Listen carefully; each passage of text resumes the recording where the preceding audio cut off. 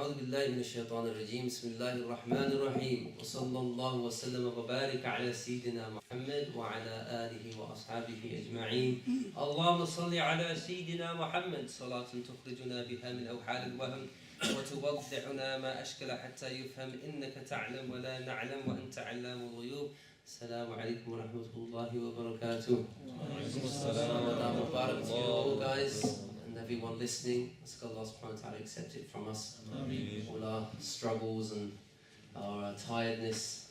Ask Allah subhanahu wa ta'ala He return it with blessing and with a healing inwardly and outwardly and blessing for the year to come. A few things I'm going to ponder upon the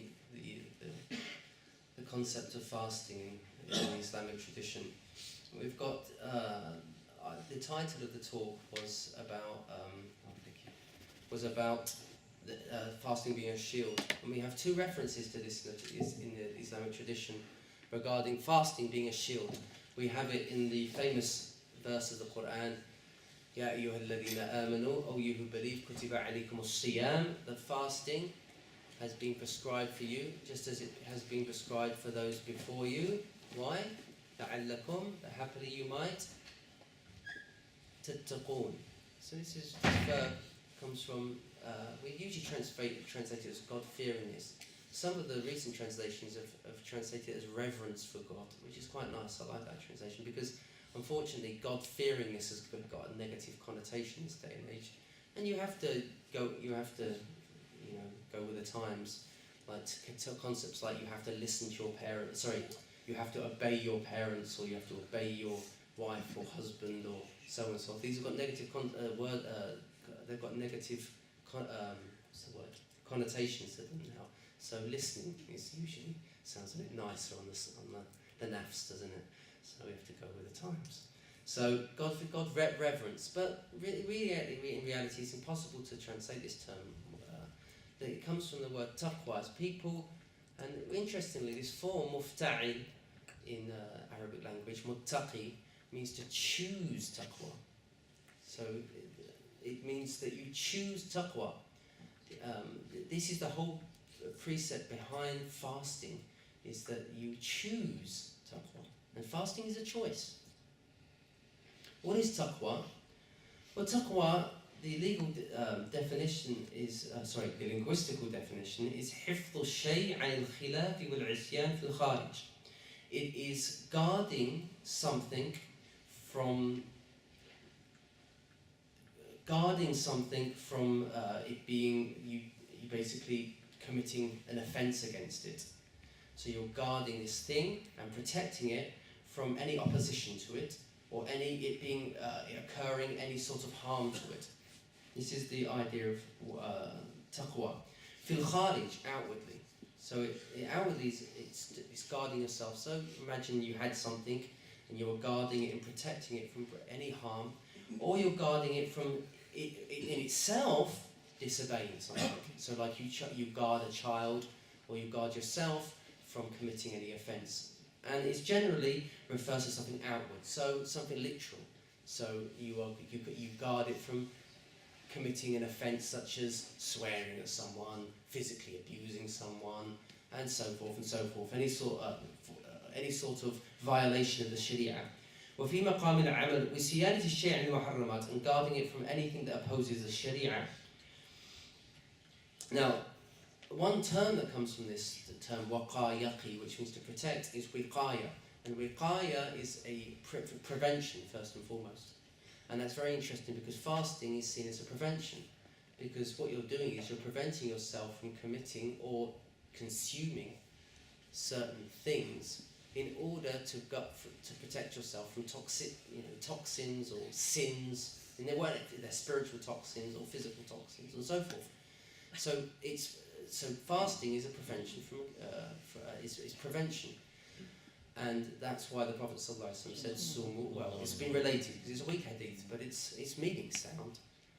Sumu tasihu, that you fast, and in that you find what? Wholesomeness, literally. Something sahih is whole. Okay, it's like salim, like you have if anyone does a bit of Arabic grammar, you've got fi'l sahih and you've got the fi'l al-mu'tal. You've got the sound verb and you've got the weak verb. And even in our English, health means to be whole. And so you don't feel there's something lacking or missing in you. And so this is very important when we're looking at fasting. You get a sense of wholeness when you fast, and this is very important. I'm going to come back to this. So that's one. So why do we fast? And why have all this spiritual tradition, this legacy, that's come through from the beginning of time up to now, is every civilization has practiced, to a certain extent, fasting. And it's a shield. And then the Prophet ﷺ explained it in a hadith related by Ahmad, in a Sahih hadith, previously authenticated hadith, as-siyamu junnah. That fasting is a shield again, but a very different word. The first word that he described was from the root waqa yaqi, which is wiqaya, which is from the muttaqin in the verse, in Surah Baqarah. But here the Prophet describes it as a junnah, shield, wa hisnun hasinun min an-nar, and a fortified citadel, a fortress, a guarded, protected fortress from the fire. So what's junnah? This is very different. Junnah again is a shield, but it comes from words like jinn and jannah. Yeah, it comes from the same root. And what jinn, this root comes from, is it's guarding. That it's something unseen. So when we talk about jannah, why is it unseen? It's because the sky above you is unseen, because there's so much foliage in your garden that it basically it's guarding you from any sort of sunlight, so you're in the shade. And jinn is hidden from the eyes. The janeen, which comes from the same root, is the embryo in the womb of the mother, and so you can't see it. It's something hidden. And so there's this concept of something being hidden and mysterious, and we don't know much about it, and also in darkness. It has this concept of something being in darkness. So you can imagine the shield if you can imagine the men in the army when they're actually walking in battle, especially the Romans, they used to have these massive shields, didn't they, that guarded their whole body. So you literally don't know you're not going to pop your head over your shield to find out what's going on, or you might get an arrow in your eye. And so you know this thing's guarding you, and you know this thing's protecting you, and you know you need to keep it and adhere to it, but sometimes we don't know what's beyond. And that's where I want to look at fasting, is that sometimes we fast.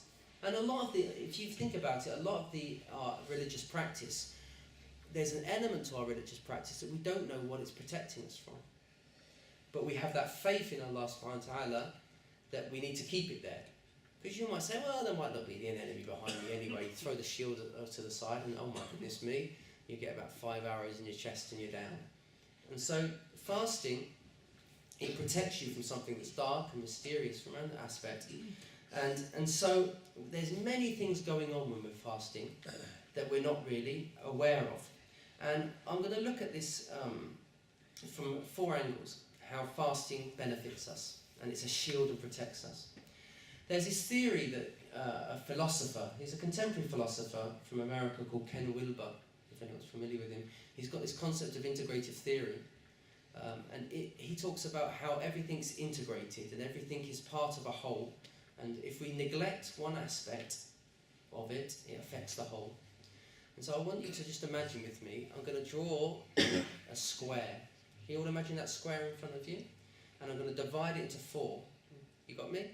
So 4. So we're going to go, and he's got, so this concept starts with upper left quadrant, he calls it, upper right quadrant, lower left quadrant, lower right quadrant. Are you bearing with me? You got that? So upper left, upper right. Let's go with upper left. So the top cube of the square, he calls that I. So how I identify myself. This is the subject, how I look at myself, the subjective self, okay, in my world. And this actually divides into 2 other categories, the subjective self, he says. He says we've got 2 aspects to the subjective self. We've got primarily the growing up of the soul, and then we've got the waking up of the soul. And the waking up of the soul, the growing up of the soul is something very neglected in that we've forgotten in a lot of our spiritual traditions, is that we have to have emotional maturity before we're ready to open up to spiritual awakening. And so if you have to deal with your emotional issues before you're ready to actually engage with Allah. You have to deal with your duality, your relationships with people, before you can ascend to non-duality and experiencing the divine. Okay, which is I talk about a lot of the time, is that if you want to know where you stand spiritually with Allah, look where your relationships are with the people primarily closest to you, i.e. your spouse, if you're married, and your children, or if you're not married, your siblings and your parents, if you're living, the people in your closest proximity. This is a great litmus test to measure where we stand with Allah. And the Prophet ﷺ clarified this in many, many hadith. He said, the best of you in complete in faith are those who are most kind, noble and kind to your family. Show compassion to those of the earth. The one in the heavens will show compassion to you. You do not thank Allah until you thank the people. This is clear in the prophetic tradition. Now, how's fasting address these issues? Now, from the emotional level, we know that emotional intelligence now, we know, it's Daniel Goldman in his book, famous book, Emotional Intelligence, talks about this is so important for the human being. And fasting definitely addresses our emotional well-being. And this is best exemplified in the marshmallow test, if anyone's aware of the marshmallow test. They did this test on children, where they said you can have one marshmallow now, or if you can exercise a bit of willpower and patience, you can have the whole pack maybe. I don't remember the experiment completely off. After 20 minutes or half an hour, whatever it was, you can have the whole pack.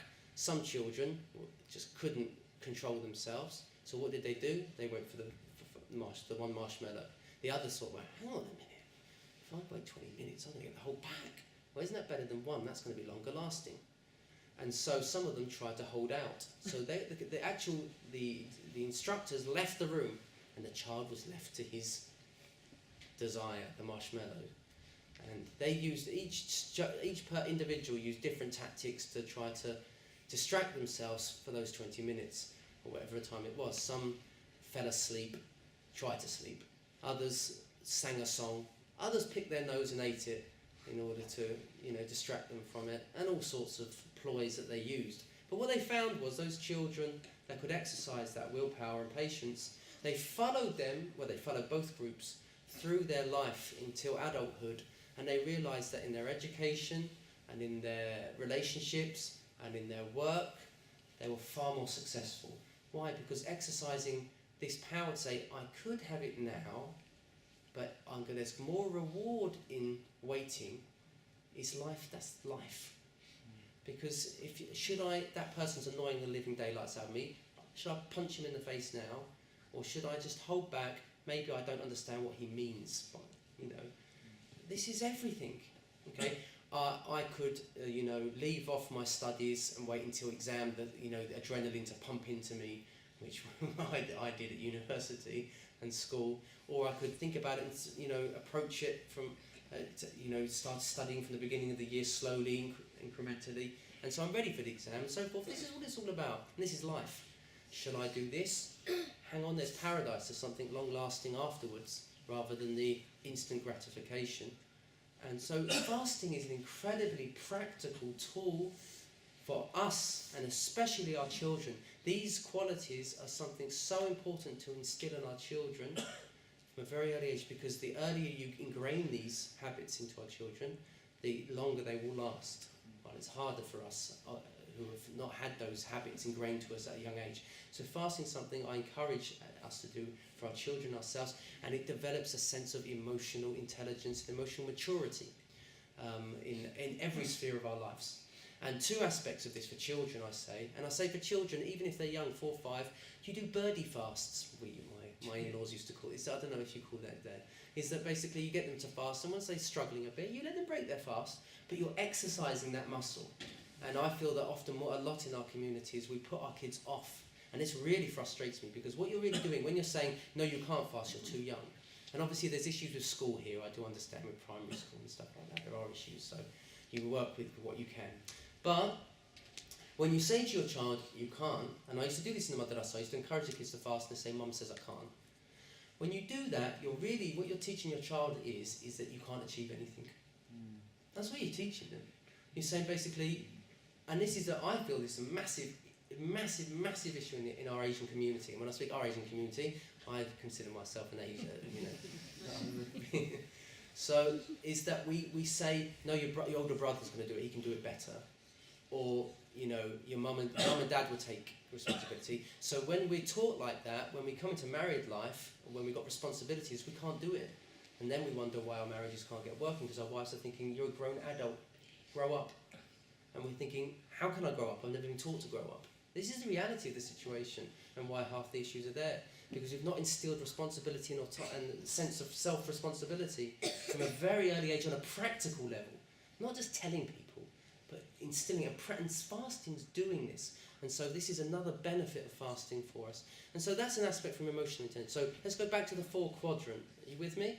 So we said the I separates into 2. We said spiritual. We said emotional well-being, growing up, maturing, and then waking up, which all spiritual traditions teach. Fasting is an aspect of all spiritual traditions. And there's a very profound hadith about this, the hadith Qudsi, كل عمل ابن آدم يضاعف. So every act of the son of Adam is multiplied by 10 إلى 700 ضعف. إلى 700 degrees, depending on your sincerity in the act. And then he says, إلا الصوم, except for fasting, فإنه لي, it's mine. وأنا أجزي به, and I requite it, I reward it. This is very profound, this hadith. Because you're thinking, well, he rewards everyone, every act. Why is he saying fasting's mine and I reward it? Obviously, this is a metaphor to express that fasting is a very special act. Why? So we're going to look at it from many angles. One is that it's one of the most sincere acts you can do, because no one knows you're fasting. It's a non-act. It's crazy. I'm doing nothing and I'm getting reward for it. You're not doing anything. You're just refusing to eat, drink, and have relations, physical relations. That's all you're doing. It's not difficult, okay? And so no one can see you that you're doing it, except that joke about the guy that's praying and everyone's marvelling at his prayer, and then he turns around in his prayer and says, "I'm fasting too," But obviously that defeats the purpose. But the reality is in most cases you can't. Prayer you can show off, zakat you can show off, Hajj you can show off. Fasting you can't show off unless you'd have to put some great effort in. You declare the thing. And so that's from one aspect. But another aspect of this is that you are embodying a quality of God in fasting. In that you are saying, I don't need food. Okay, so you're taking on, and this is where this wholesomeness comes from.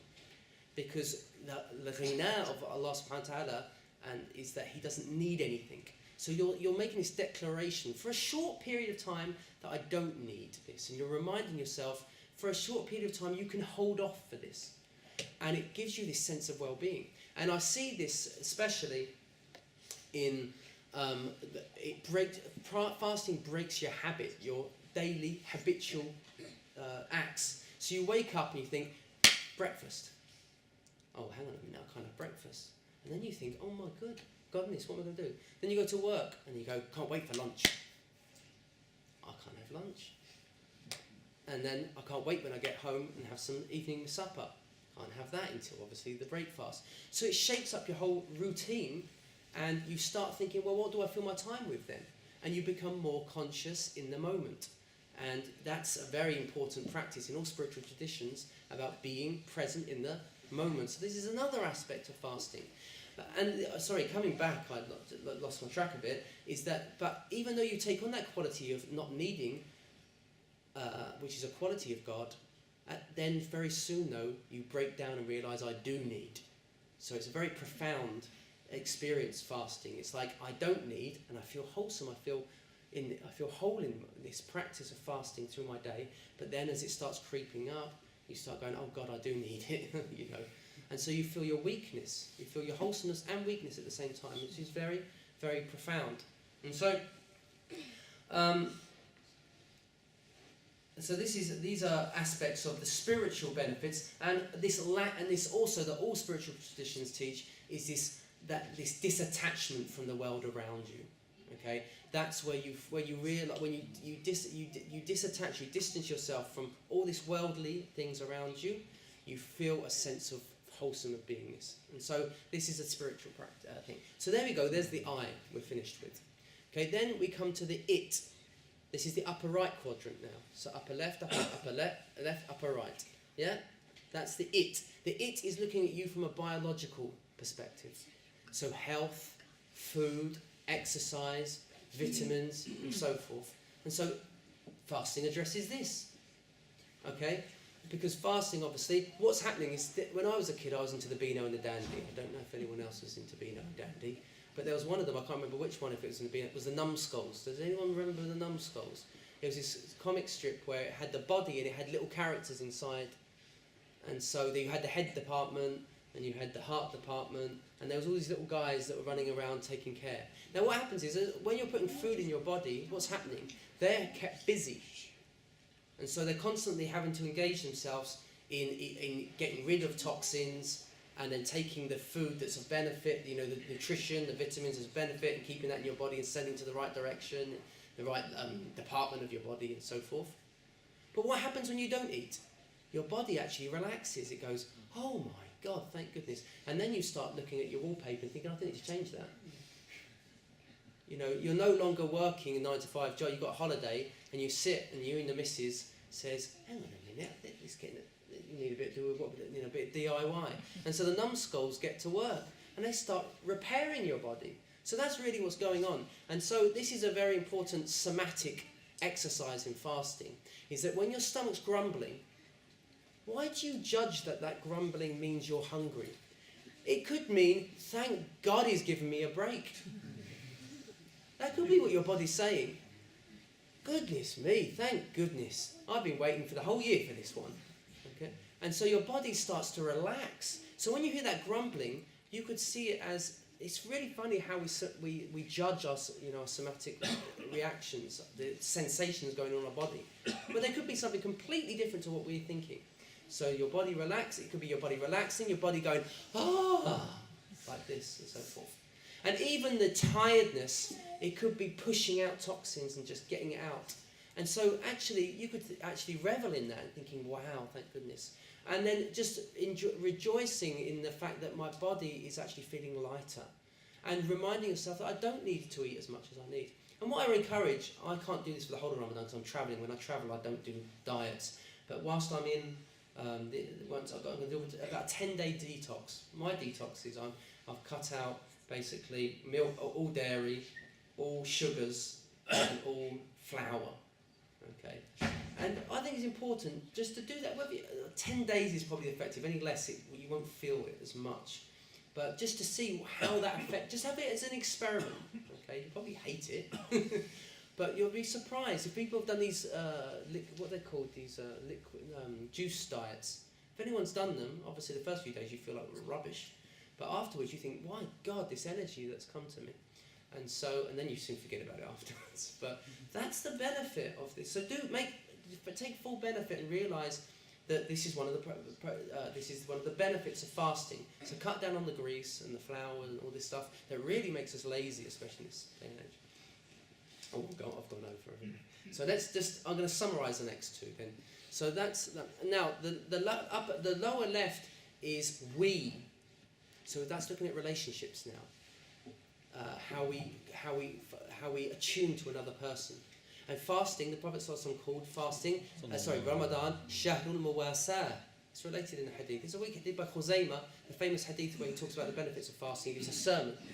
And he says it's the month of compassion, not compassion. Muwasa means like you're looking out for other people and tending to their needs and so forth.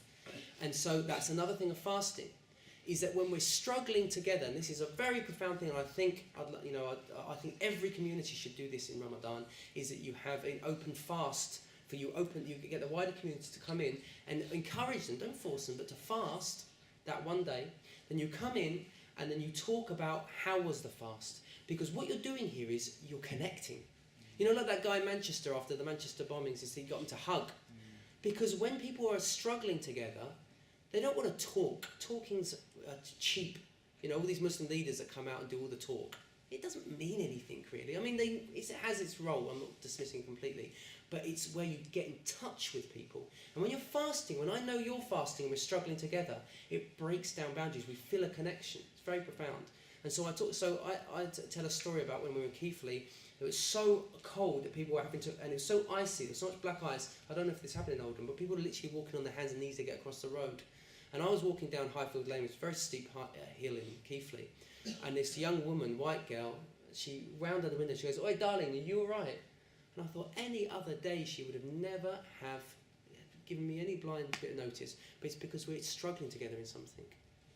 And so this is what it's all about. Fasting does that on a very profound level. We feel, and in London they've been doing these open iftars, haven't they?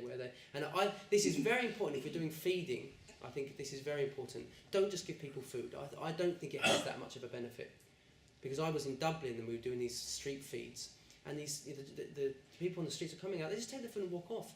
You've got to be able to connect with them. The food is just a means to connect. So what they were doing in London, which is very like just in Medina when they put down the matting basically, and they were making sure they were coming early so people can connect to one another. And I would say alongside that, encourage the non-Muslims, try a fast with us and talk about your experience as we're waiting for the prayer, and that moment when we're making dua, that moment, about 5-10 minutes before iftar, is so profound. When I was in Medina, I was blessed to be in Medina in Ramadan, where everyone was reading Quran, doing dhikr and all these sorts of things, and one man stood up and says, "This is not the time for dhikr. This is not the time for Quran. This is not the time for talking. It's the time for dua." This is where Allah subhanahu wa ta'ala, because you're most needy now. You're thinking about your food and you've struggled through the day. This is where Allah really loves. This is why the dua of the traveller is accepted and the dua of the faster is accepted, because you're in need. You feel your need with Allah subhanahu wa ta'ala. And so that's the we. The fourth one, which I haven't really got time to go into, is the it's. It's the plural of it. It's looking at you from a sociological perspective. It's looking at you from an economical perspective. It's looking at background, geography, and so forth. And so this is another thing that's very, very important, that we connect with one another in who we're around. So the fasting touches upon all these aspects of this integrative theory, and so it's very, very profound. So ask Allah subhanahu wa ta'ala that we're able to fully embody and appreciate this gift that Allah subhanahu wa ta'ala has given us in this gift of fasting. Subhanakallahumma bihamdik, nashhadu an la ilaha illa ant, nastaghfiruka wa natubu ilayk. عملنا صوم وظننا أنفسنا وإن لم تغفر لنا وترحمنا لنكن من الخاسرين.